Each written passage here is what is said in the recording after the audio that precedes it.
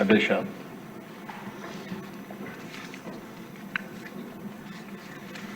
ఈరోజు ఒక ముఖ్యమైన సబ్జెక్టు, అది కూడా స్వర్ణాంధ్ర విజన్ 2047. దీనిపైన సభ్యులకి ఇప్పటికే చాలాసార్లు చర్చ కూడా జరిగింది. కానీ ఈరోజు మనమందరం కూడా దీన్ని క్లారిటీగా మళ్ళీ అమలు చేయడానికి, ఏప్రిల్ 1 నుంచి నూతన సంవత్సరం వస్తుంది. ఏదో రాష్ట్రంలో స్వర్ణాంధ్ర విజన్ కాకుండా దీన్ని లాస్ట్ మైల్లో ప్రతి ఒక్క వ్యక్తికి తీసుకుపోవడానికి మనం ప్రయత్నం చేస్తున్నాం. విజన్ అంటే కొంతమందికి కాదు, సమిష్టిగా ఎవరైతే చివరున్న వ్యక్తిని కూడా భాగస్వాములు చేయాల్సిన అవసరం ఉంది. ఇది మనం 10వ నెల 9 నెలలు అయినాయి. ఆ రోజు ఎన్నికల్లో ఒక హామీ ఇచ్చాం. నేను కానీ, జనసేన అధినేత పవన్ కళ్యాణ్ గారు కానీ, అదే మరి నరేంద్ర మోడీ గారు, బీజేపీ ఈరోజు దేశంలో ప్రధానమంత్రి అయిన నరేంద్ర మోడీ గారు కానీ మళ్ళీ రాష్ట్రాన్ని పునర్నిర్మాణం చేస్తామని ఒక హామీ ఇచ్చి ప్రజల్లో కూడా ఒక చైతన్యం తీసుకొచ్చాం. ఆ చైతన్య ఫలితం మీరు చూస్తే చరిత్రలో ఎప్పుడూ రానటువంటి రిజల్ట్స్ 93% హిట్ రేట్ వచ్చిందంటే అది ప్రజల ఆమోదం. ప్రజల్లో ఒక హై ఎక్స్పెక్టేషన్స్ కూడా పెట్టుకొని మనల్ని ఆశీర్వదించారు. 9 నెలల్లో అనేక సంక్షేమ కార్యక్రమాలకు నాంది పలికాం. అభివృద్ధి కార్యక్రమాలకు కూడా మళ్ళీ ట్రాక్ తప్పిన అభివృద్ధిని ట్రాక్లో పెట్టే పరిస్థితికి వచ్చాం. ఇవి రెండు జరగాలంటే ఒక సుపరిపాలన కావాలి, గుడ్ గవర్నెన్స్ కావాలి. అలాంటి గుడ్ గవర్నెన్స్ ప్రాక్టీస్ అన్ని తీసుకొని మనం ముందుకు పోతున్నాం. అయితే ఇవన్నీ చేయడం ఒక ఎత్తు అయితే, మనం అందరం ఆలోచించాల్సింది, ఒక నాయకుడికి ఈరోజు ఆలోచించి రేపు ఆలోచించడం కాదు, ఒక దూరదృష్టితో కూడా ఆలోచిస్తే తద్వారా రాబోయే రోజుల్లో ఒక ప్రణాళిక తయారు చేసుకొని మనం ముందుకు పోయే పరిస్థితి వస్తుంది. దగ్గర లేట్ 90s ఆ రోజుట్లో హైదరాబాద్ సమైక్య ఆంధ్రప్రదేశ్కి విజన్ 2020 తీసుకొచ్చాం. ఆ రోజు నేను అసెంబ్లీలో పెట్టినప్పుడు చాలామంది కూడా విమర్శించే పరిస్థితికి వచ్చారు. అయితే ఈరోజు ప్రధానమంత్రి, అది ఈరోజు మీరు హైదరాబాద్ని చూస్తే ఆ రోజు నేను చెప్పిన దానికంటే ఇంకా ఎక్కువ జరిగింది. ఈరోజు దేశంలో హైయెస్ట్ పర్ క్యాపిటా ఇన్కమ్ ఉండే రాష్ట్రం ఏదంటే దానికి చిరునామాగా తెలంగాణ ఉండే పరిస్థితి వచ్చిందంటే ఆ రోజు చూపించిన విజన్ అని చెప్పి కూడా నేను మీ ద్వారా ప్రజలందరికీ తెలియజేస్తున్నా. ఈరోజు ప్రధానమంత్రి గారు వికసిత్ భారత్ 2047 తీసుకొచ్చారు. 2047కి జీడిపి $30 ట్రిలియన్ కింద పెట్టుకున్నారు. పర్ క్యాపిటా ఇన్కమ్ $18,000 పెట్టుకొని ఒక ప్రణాళిక తయారు చేసి దానికి అనుగుణంగా వారు పనిచేసే పరిస్థితికి వచ్చారు. ఈరోజు మనం కూడా స్వర్ణాంధ్రప్రదేశ్ ఒక 2047 తయారు చేస్తూనే నిర్దిష్టమైన లక్ష్యాలతో ఎక్కడెక్కడ ఏ విధంగా పనిచేయాలి, ఏ ఏ రంగాల్లో ఆలోచించాలి, ఇంకొక పక్క ఇప్పుడు ఎక్కడున్నాం, దీన్ని ప్లానింగ్ ద్వారా ప్రతి సంవత్సరం ఏ విధంగా మనం మూవ్ అయిపోతున్నాం. కడానికి ఉండే గౌరవ శాసనసభ్యులకు కూడా మీకు ఎప్పుడు దొరకనేటువంటి ఒక అరుదైన అవకాశం ఇది. మీరు కూడా అభివృద్ధిలో భాగస్వాములు కావడం.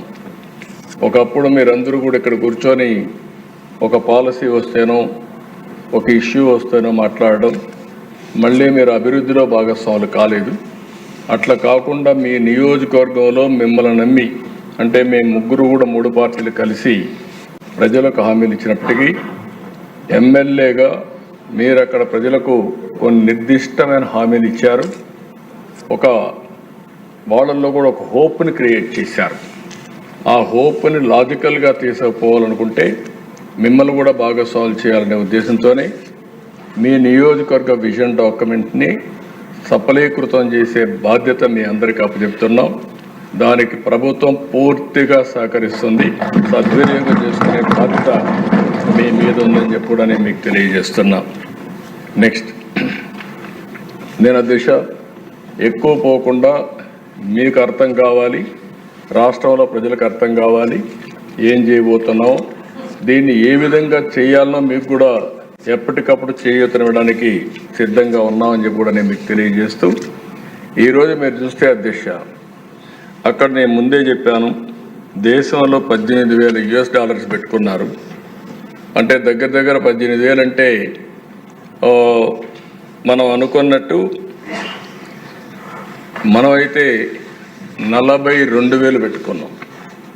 అంటే దేశంలో పర్ క్యాపిటా ఇన్కమ్ $18,000 అయితే ఇక్కడ ఆంధ్రప్రదేశ్లో $42,000 పెట్టుకున్నాం.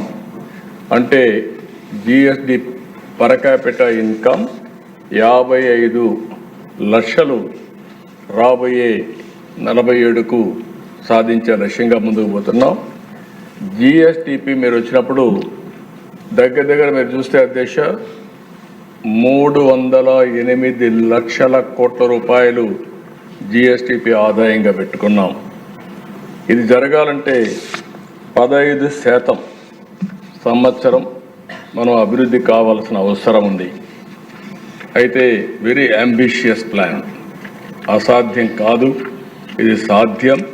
మనం కానీ సమర్థవంతంగా ప్రాధాన్యతలు పెట్టుకొని టెక్నాలజీ కరెక్ట్గా ఉపయోగించుకుంటే ఇది సాధిస్తామనే ఒక విశ్వాసం ఉంది. గడిచిన 14-19 5 సంవత్సరాల కాలంలో CAGR అంటే 5 సంవత్సరాల ఆవరేజ్ తీసుకుంటే 13.5% మనం గ్రో అయ్యాం. 14-19 కంటే కూడా 1.5% ఓవరాల్గా గ్రో కావాల్సిన అవసరం ఉందని కూడా నేను మీకు తెలియజేస్తున్నా. ఇక్కడ చూస్తే అధ్యక్ష 15% గ్రోత్ సంవత్సరం 308 లక్షల కోట్ల రూపాయలు GSTP contribution, per capita income 55 లక్షలు, మ్యాక్రో టు మైక్రో అప్రోచ్.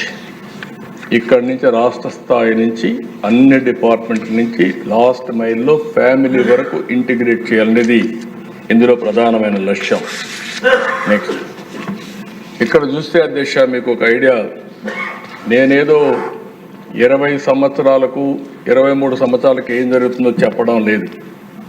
ఇప్పుడు కూడా మీరు ఒకసారి చూసుకుంటే 23-24 అగ్రికల్చర్ అండ్ అలైడ్ 4,48,382 కోట్లు జిఎస్టిపి కాంట్రిబ్యూషన్, ఇండస్ట్రీ 3,19,869 కోట్లు, సర్వీస్ సెక్టర్ 5,47,335 కోట్లు, మొత్తం కలిసి 14,22,094 కోట్లు.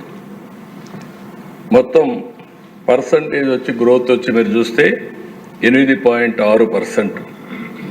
అదే మరి పర్ క్యాపిటా జిఎస్టిపి 2,66,995 రూపాయలు. అదే ఈ సంవత్సరం 24-25 తెలుగుదేశం మీ యొక్క ఎన్డీఏ కూటమి అధికారంలో 9 నెలలు ఉంది. ఈ 9 నెలల్లో మీరు చూస్తే అగ్రికల్చర్ అండ్ అలైడ్ 5,12,482 కోట్లు పెరిగింది, ఇండస్ట్రీ 3,40,387 కోట్లు పెరిగింది, సర్వీస్ సెక్టర్ 6,12,045 కోట్లు పెరిగింది, మొత్తం కలిసి 15,93,062 కోట్ల రూపాయలు. ఇక్కడ గ్రోత్ రేట్ వచ్చి 12.02. పర్ క్యాపిటా ఇన్కమ్ మీరు చూస్తే 2,98,058 రూపాయలు. ఈ సంవత్సరం అంటే లాస్ట్ ఇయర్ కంటే 32,000 దగ్గర పెరిగే అవకాశం వచ్చింది. ఇక్కడి నుంచి మళ్ళీ మీరు చూస్తే 25-26కి 17% గ్రోత్ పెట్టుకున్నాం. ఎందుకంటే కొంచెం ఈ సంవత్సరం అంతా కానీ అన్ని రంగాల్లో స్ట్రీమ్లైన్ చేయగలిగితే వస్తున్నది ఒక నమ్మకం. అందుకనే 17% పెట్టుకున్నాం. దానివల్ల జిఎస్టిపి 18,65,704 కోట్లు రావాలి. అగ్రికల్చర్, ఇండస్ట్రీ, సర్వీస్ ఏ విధంగా వస్తాయని కూడా పెట్టాం. 3,47,871 రూపాయలు తలసరి ఆదాయం. 26-27కి మీరు చూస్తే 21,67,606 దానికి అనుగుణంగా అలొకేషన్స్ పెట్టుకున్నాం. గ్రోత్ రేట్ 16.18, దాని మీద 4,03,178 రూపాయల తలసరి ఆదాయం. 27-28కి వచ్చినప్పుడు 25,19,359 కోట్ల రూపాయలు జిఎస్టిపి. సిఆర్ వచ్చి గ్రోత్ రేట్ వచ్చి 16.23, పర్ క్యాపిటా 4,67,795. 28-29 29,29,402 కోట్లు జిఎస్టిపి, 16.28 గ్రోత్ రేట్. అదే మరిగా పర్ క్యాపిటా ఇన్కమ్ 5,42,985. ఇది రాష్ట్రంలో ఉండే ఫిగర్స్ ఇవి. మీ నియోజకవర్గాల్లో కొన్నిట్లో ఎక్కువ ఉంది, కొన్నిట్లో తక్కువ ఉంది. దానికి కారణం హిస్టారికల్గా వచ్చిన రీజన్స్. అక్కడ సోషియో ఎకనామిక్ పొలిటికల్ రీజన్స్ ఉంటాయి. దానివల్ల ఈరోజు ఆ పరిస్థితిలో ఉన్నాం. ఈరోజు మా బాధ్యత 2,60,995 నుంచి 4,67,790 5,42,905 రూపాయలు పర్ క్యాపిటల్ ఇన్కమ్ సాధించే బాధ్యత మాది. మీ నియోజకవర్గాల్లో మీకు ఇచ్చిన టార్గెట్ సాధించే బాధ్యత మీకు కూడా ఉంది. ఈ విషయాన్ని మీరు గుర్తుపెట్టుకోవాల్సిన అవసరం ఉంది. నాకు కూడా 2 బాధ్యతలు ఉన్నాయి. నా కాన్స్టిట్యున్సీ చూసుకుంటేనే రాష్ట్రం చూసుకోవాలి. ఆ విషయం కూడా దాంట్లో సందేహం లేదు. ఇది మీరు అక్కడి నుంచి నెక్స్ట్కి వెళ్తే 33-34కి 29 లక్షల నుంచి 57,21,610 కోట్లు, సిఏజిఆర్ 14.41, పర్ క్యాపిటా 10,55,356. అక్కడి నుంచి నెక్స్ట్ 38-39 పోతే 108,10,372 కోట్లు, 13.65, పర్ క్యాపిటా ఇన్కమ్ 19,78,903 రూపాయలు. అక్కడి నుంచి నెక్స్ట్ 43-44కి వెళ్తే ఒక 196,54,225 కోట్లు, 12.78 growth rate. Per capital income చూస్తే 35,33,732. అదే సమయంలో 47-48, ఎందుకంటే ప్రాధాన్యత భారతదేశానికి స్వాతంత్రం వచ్చింది 100 డేస్ అవుతుంది, 100 ఇయర్స్ అవుతుంది. 100 సంవత్సరాల సందర్భంగా నాకు అనుమానమే లేదు, ప్రపంచం మొత్తం అగ్రజాతిగా భారతీయులే ఉంటారు. దాంట్లో ఎవ్వరికి అనుమానం అవసరం లేదు. అది బై డిఫాల్ట్. అంటే అలాంటి ఎకోసిస్టంలో సెట్ అయిపోయారు. దానికి కూడా 3 కారణాలు ఉన్నాయి. ఒకటి, నేను ప్రగాఢంగా నమ్మేది ఆర్థిక సంస్కరణలు ఇన్ టైంలో వచ్చాయి. అప్పటికి లేట్ అయింది, కానీ చైనా ఆర్థిక సంస్కరణలు 78లో వచ్చాయి.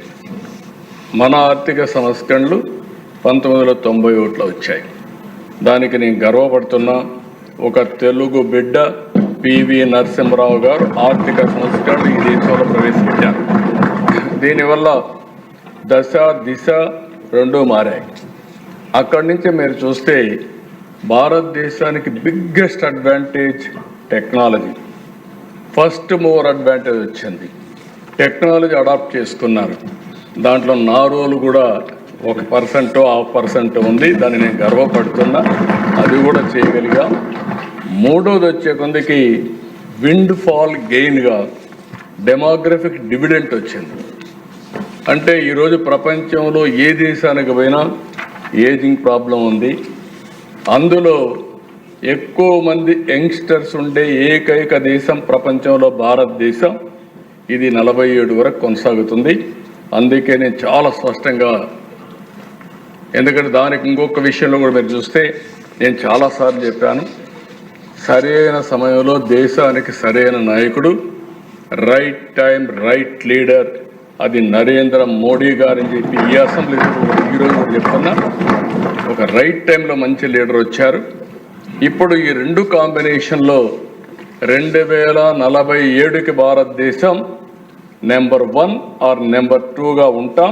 దాంట్లో ఎవ్వరికి అనుమానం అవసరం లేదు. 2028కే భారతదేశం ప్రపంచ పెద్ద ఆర్థిక వ్యవస్థలో 3వ ఆర్థిక వ్యవస్థగా తయారవుతుంది. అయితే ఇక్కడ మీరు గుర్తుపెట్టుకోవాల్సింది, దేశం ప్రపంచం ఒక ఎత్తు అయితే మన రాష్ట్రం, మీ నియోజకవర్గం మనకు ముఖ్యం. మీకు ఓట్లేసిన ప్రజల్ని ఏ విధంగా ముందుకు తీసుకుపోతారనే విషయంలో మీకు ఒక స్పష్టత ఉండాలని మిమ్మల్ని కోరుతున్నా. అందుకని ఈరోజు మీరు చూసినప్పుడు ఇది చాలా స్పష్టంగా చాలామంది అంటున్నారు ఇది అసాధ్యమని. ఎప్పుడైనా సరే అసాధ్యమైనటువంటి టార్గెట్స్ పెట్టుకొని ఒక నాయకుడైన ముందుకు పోవాల్సిన అవసరం ఉంది. ఈ లక్ష్యాలను సాధించడానికి నాయకత్వాన్ని కూడా ఎక్కడికక్కడ మనం తయారు చేసుకోవాలి. దాన్ని తయారు చేసుకోవడానికి కూడా ఈ ప్రభుత్వం సిద్ధంగా ఉందని చెప్పి నేను మీకు తెలియజేస్తున్నా. నెక్స్ట్, ఈ టార్గెట్స్ మీరు చూసినప్పుడు డెమోగ్రఫిక్ ప్రొఫైల్ మనం ఇప్పుడు 5,30,00,000 కరెంట్లని వేశారు. దానికంటే తగ్గాం, 5 కోట్లే ఉన్నాం. అయితే అది 5,80,00,000 పెరగాలంటే పాపులేషన్ మేనేజ్మెంట్ ఉండాలి. అది కూడా నేను ఎక్స్ప్లెయిన్ చేస్తాను. అదే సమయంలో ఇప్పుడు 72% లిటరసీ ఉంది. దాన్ని 100% రీచ్ కావాలి. ఈరోజు మీరు చూస్తే 23, 24 14,22,000 కోట్ల రూపాయలు GSTP, అది 2.4 ట్రిలియన్ 305 లక్షల కోట్ల రూపాయలు. Life expectancy as on today 70.6 సంవత్సరాలు ఉంది. అది 85 సంవత్సరాలకు పెరగాలని ఒక టార్గెట్ పెట్టుకున్నాం. అదే సమయంలో female labour force participation rate చూస్తే 45.8% ఉంది. అది 80% తీసుకెళ్లాలని. జెండర్ ఈక్విటీ ఒకటి. అదే మరిగా ప్రొడక్టివిటీ పెరగాలంటే, ఓవరాల్గా డెవలప్మెంట్ కావాలంటే ఉమెన్ ఫోర్స్ని కూడా ఇన్వాల్వ్ చేయాల్సిన అవసరం ఉంది. వాళ్ళకు కూడా ఆ గుర్తింపు రావాలి, ఆ గౌరవం రావాలి. అందుకని చాలా స్పష్టంగా పెట్టుకున్నాం. ఇంకొక పక్కన ఏదైతే పర్ క్యాపిటల్ ఇన్కమ్ 55 లక్షలు. ఇంకొక పక్క అర్బన్ పాపులేషన్ తక్కువ ఉండే రాష్ట్రం మంది. ఆ అర్బన్ పాపులేషన్ 36% ఉంది. అది 60% చేరాల్సిన అవసరం ఉంది. అదే మరి అన్ఎంప్లాయ్మెంట్ రేటు కూడా ఇప్పుడు 4.1%, 11 సెన్సస్ ఇది 2%, లెస్ దెన్ 2% ఉండాలని. ఇంకొక పక్కన ఎక్స్పోర్ట్స్ కూడా చాలా 1.68 lakh crores ఉంది. దాన్ని 39,12,000 తీసుకుపోవాలని చెప్పి టార్గెట్ పెట్టుకున్నాం. ఇది కాకుండా వేరియస్ సెక్టర్స్లో సర్వీస్ సెక్టర్ ఎట్టుండాలి, లేకపోతే ఇండస్ట్రీ ఎట్టుండాలి, లేకపోతే అగ్రికల్చర్ ఎట్టుండాలి, అవన్నీ కూడా డీటెయిల్స్ అన్ని వర్కౌట్ చేస్తాం. అవన్నీ కూడా అమలు చేసేటప్పుడు మీకు ముందుకు వస్తాయి. నెక్స్ట్, ఇక్కడికి వచ్చినప్పుడు ఈ యొక్క గైడింగ్ ప్రిన్సిపల్స్ మనం 2047 ఈ విజన్ సాధించాలంటే 10 సూత్రాలు పెట్టుకున్నాం. ఈ 10 సూత్రాలు మీరు ఒక్కసారి చూస్తే, zero poverty, population management and human resource development, skilling employment, water security, farmer agritech, global best logistics, cost optimisation, energy fuel, అదే సమయంలో product perfection, Swachh Andhra, deep tech in all walks of life. ఈ 10 ప్రిన్సిపల్స్ పెట్టుకున్నాం. మీరు కూడా మీ నియోజకవర్గ vision తయారు చేసినప్పుడు ఈ 10 ప్రిన్సిపల్స్ని మీరు పెట్టుకొని ఏ విధంగా ఓవరాల్ డెవలప్మెంట్కి దోహదం చేయగలుగుతారో మీరు ఆలోచించుకోవాల్సిన అవసరం ఉంది. రాష్ట్రం, జిల్లా, నియోజకవర్గం, కడాన పంచాయత్, అదే మరి సచివాలయం వరకు ఈ విజన్ డాక్యుమెంట్ తీసుకెళ్తాం. నెక్స్ట్, ఇక్కడికి వచ్చినప్పుడు overall state vision blue print తయారు చేశాం. డీటెయిల్డ్ సెక్టర్ థీమ్స్ వారిగా విజన్ తయారు చేశాం. 12 సెక్టర్స్ రిపోర్ట్స్ అన్ని కూడా తయారు చేసుకున్నాం. డిస్ట్రిక్ట్ విజన్ యాక్షన్ ప్లాన్ 5 ఇయర్స్కి రెడీ అయింది 26 జిల్లాలకి. Vision constituency vision action plan కూడా ఒక 3 నమూనాస్ పెట్టాం. మీరు కూడా ఇన్వాల్వ్ అయితే ఇమ్మీడియట్గా ఒకసారి ఫైనలైజ్ చేసుకుంటాం. ఎక్కడికక్కడ మిమ్మల్ని ఇన్వాల్వ్ చేయాలనేది ప్రధానమైన ఉద్దేశం. Mandal municipality vision action plan కూడా తయారైంది రఫ్గా. ఇంకో పక్క సచివాలయం యాజ్ ఏ యూనిట్ పెట్టుకొని ఈ ఎగ్జిక్యూషన్ అంతా కూడా సచివాలయం ద్వారా చేస్తాం. అదే సమయంలో పంచాయతీకి కానీ వార్డుకు కానీ వాళ్ళు కూడా పెట్టుకొని ముందుకెళ్తారు. నెక్స్ట్ ఇక్కడికి చూసినప్పుడు మండలాలు మున్సిపాలిటీస్ కంప్లీట్ చేశాం. అదే మరి ప్రైమరీ సెక్టర్ అవన్నీ తీసుకొని సెక్టర్ల వారిగా కూడా ఫైనలైజ్ చేశాం.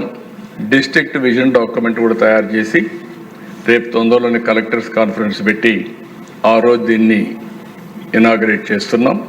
అక్కడి నుంచి కలెక్టర్స్ని అధికార యంత్రాంగాన్ని సమన్వయం చేసి సమాయత్తం చేసి ఏ విధంగా ముందుకు తీసే పనులు తీసుకుపోవడానికి చాలా క్లియర్గా టార్గెట్స్ పెట్టుకొని ముందుకు పోతాం.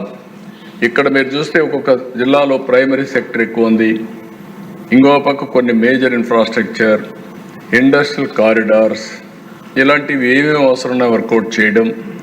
ఏది చేసినా ఆ జిల్లా ఆర్థిక పరిస్థితులు ఈరోజు ఎక్కడున్నాం, ఏ విధంగా వారికి కొన్ని జిల్లాల్లో చాలా వరకు మీరు ఒకసారి చూస్తే పర్ క్యాపిటా ఇన్కమ్ కానీ జిఎస్టిపి కానీ చాలా తక్కువ గ్రోత్ ఉండే జిల్లాలు ఉన్నాయి.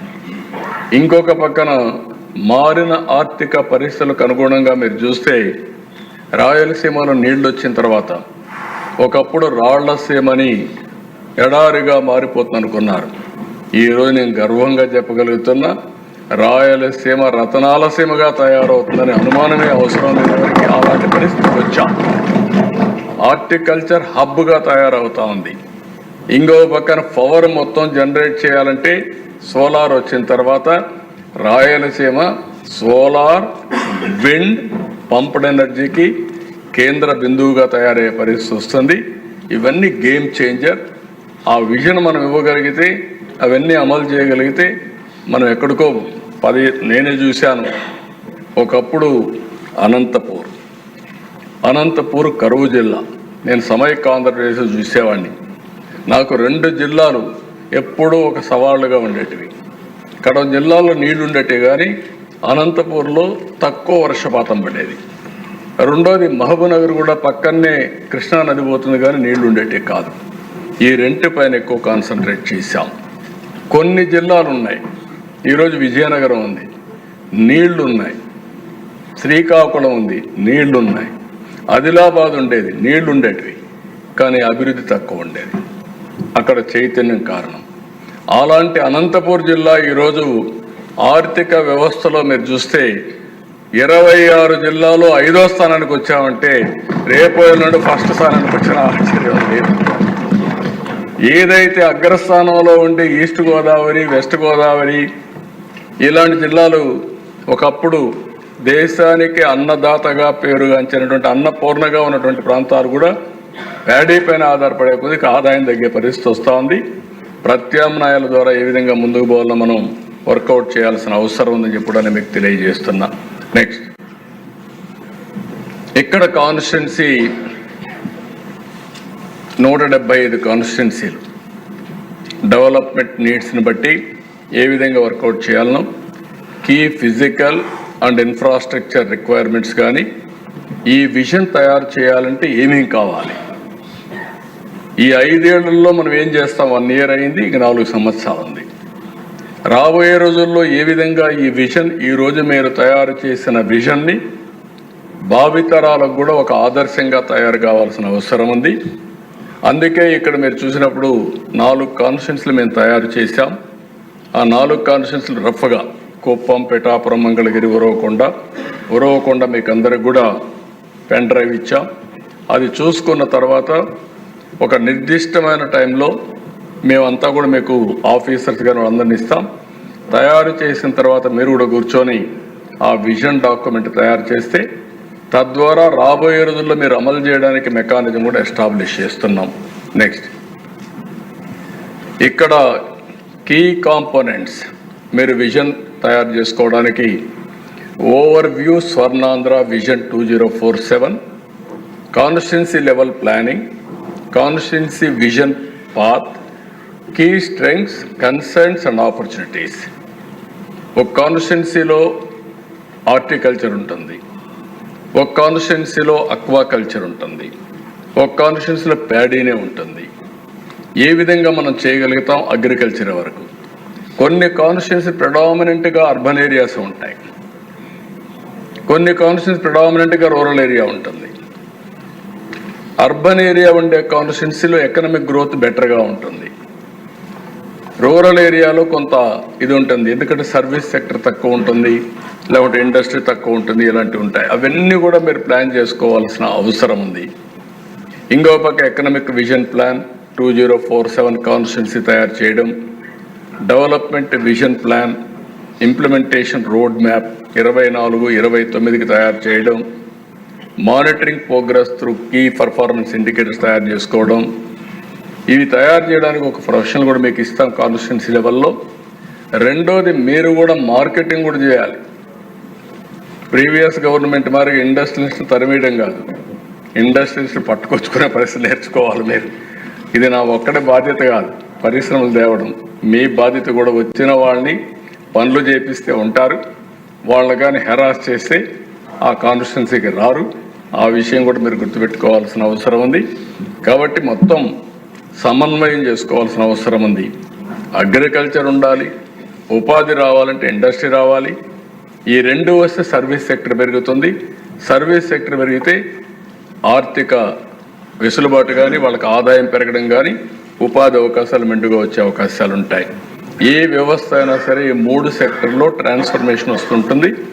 ఆ ట్రాన్స్ఫర్మేషన్ రావడానికి కారణం ఒక విజన్తో చేసే లీడర్షిప్పే కారణం అని చెప్పి కూడా నేను మీకు తెలియజేస్తున్నా. నెక్స్ట్, ఇక్కడ మీరు చూస్తే విజన్ ఫర్ ప్రోగ్రెసివ్ కాన్స్టిట్యున్సీ, మీకు కానీ ఎవరికైనా సరే, పీపుల్ యాజ్ క్యాపిటల్. అందరం ఆలోచిస్తున్న ఆస్తులు ఉండాలి, లేకపోతే ఇంకొకటి ఉండాలని. అది కొంతవరకు కరెక్ట్ అయినా ఆస్తులను కూడా సంపాదించిన తర్వాత పోగొట్టుకున్నట్టు చాలా ఉన్నాయి. ఆస్తి ముఖ్యం కాదు, మనిషి ఆలోచన ముఖ్యం. People as capital. Other assets additional అసెట్స్గా ఉంటాయి. The true wealth of a constituency is its people.